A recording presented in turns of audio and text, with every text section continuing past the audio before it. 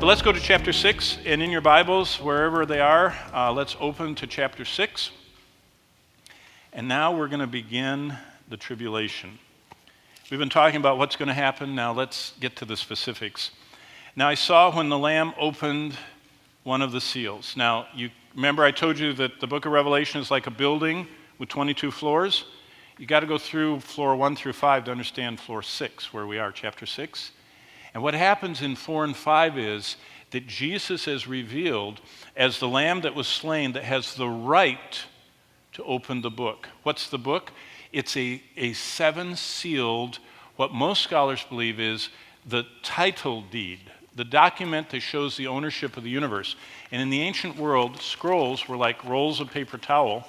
And what you did is you started at the most important part and you sealed with a wax seal right here, the part you didn't want anybody to see. Then you rolled it up a little bit more, and the part that more people could see you sealed, and you just kept rolling it up and sealing it so that a person could only unroll it to the first seal. So that's what's happening. There's this big scroll rolled up, and in chapter 6, verse 1, Jesus Christ, the Lamb, opened, so it's shut.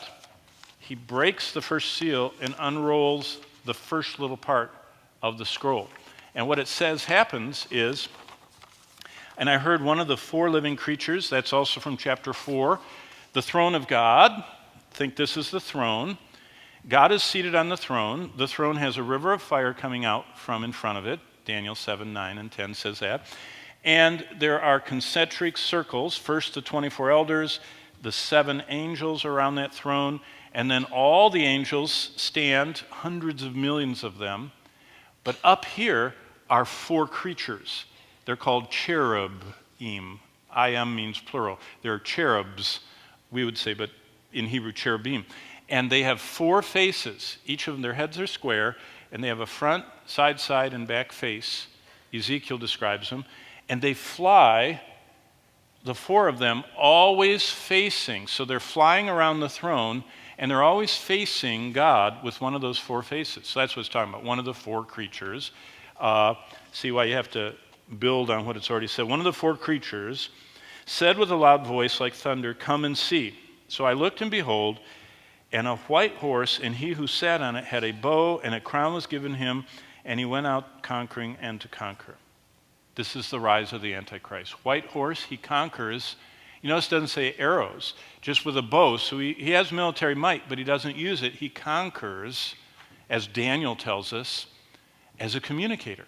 He convinces the world that he is the Christ they've always looked for. Antichrist doesn't mean against Christ. Anti means in place of. Now, he is against Christ, but he's the one in place. This is the saddest moment in the Bible. Jesus Christ, the Creator, came, gave his life, poured his blood out, lovingly offers himself to all people to forgive their sins, and they reject him.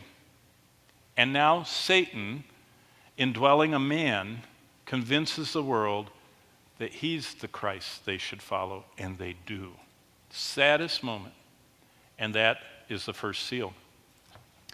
What this brings up in Revelation 6 is what I call the inexplicable mystery. Now, again, where are we?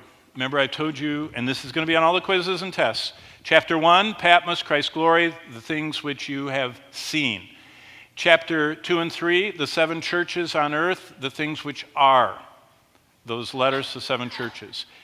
The things that shall be after, start in chapter 4 onward, it's the church around the throne in heaven, the tribulation events, 6 to 18, that's where we are. Christ's second coming, then the millennium, great white throne, then heaven. Remember that because it's on the quiz on Thursday. This that we're talking about is the first event right here after the rapture. The very first thing that takes place is the Antichrist, because he's been restrained, 2 Thessalonians says, by the Spirit of God, especially through the permeation of the world. People are all over the world that know Christ, and that inhibits, it's like control rods in a reactor. It inhibits the devil from doing what he wants. And so when they all are evacuated, he just takes off. By the way, Satan has always had an Antichrist. Do you realize that? He doesn't know God's plan, but he's ready. He doesn't know when God's going to let him loose to do what he wants, but he's ready.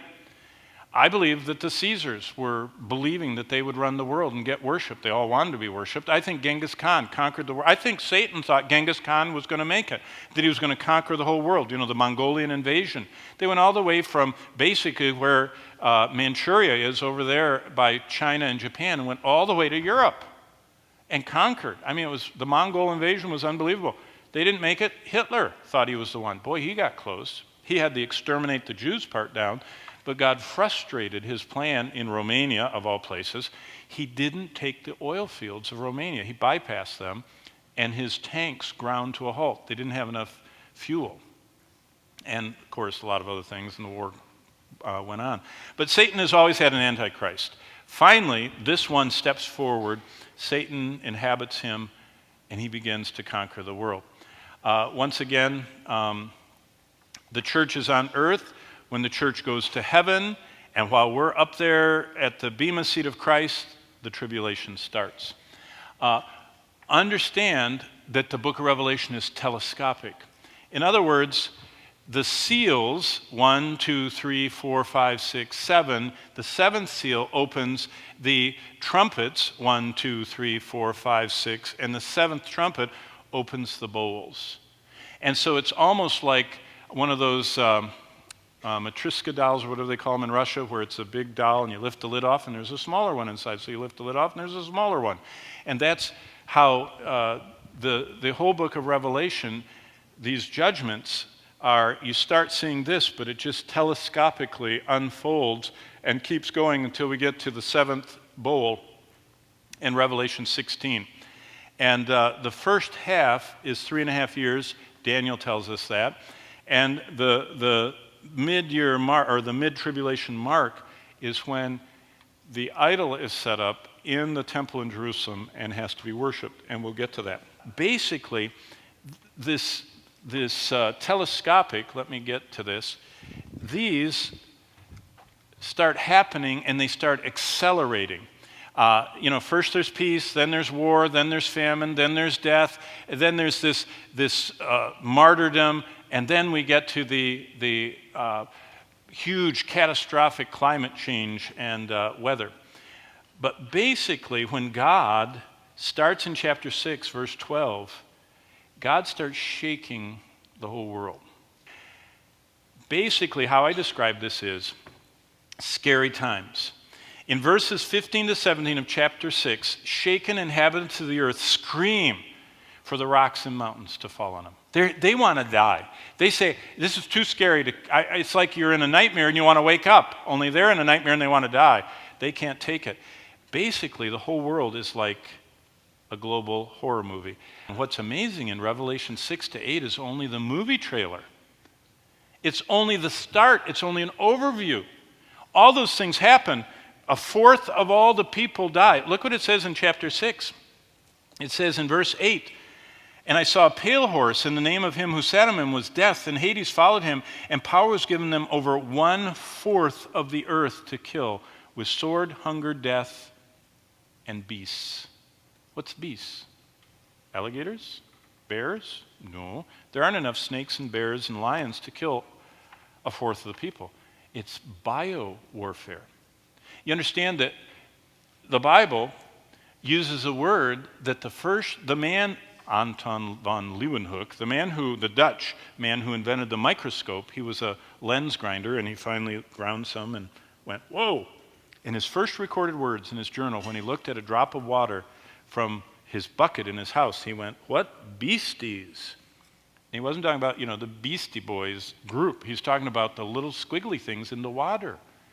And what he was seeing was microbiological life, tiny life.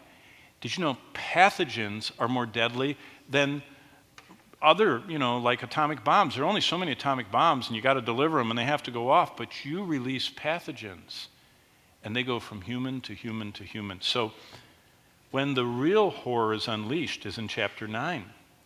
And we'll see this tomorrow. We're going to do an angelology. We're going to study angels. angels, did you know the worst angels are in prison right now? They are so bad when the angels fell that God's never let them out. They're hiding down there in gloomy darkness, Peter says. But in chapter 9, verse 3, God lets them out. And it's unbelievable what happens.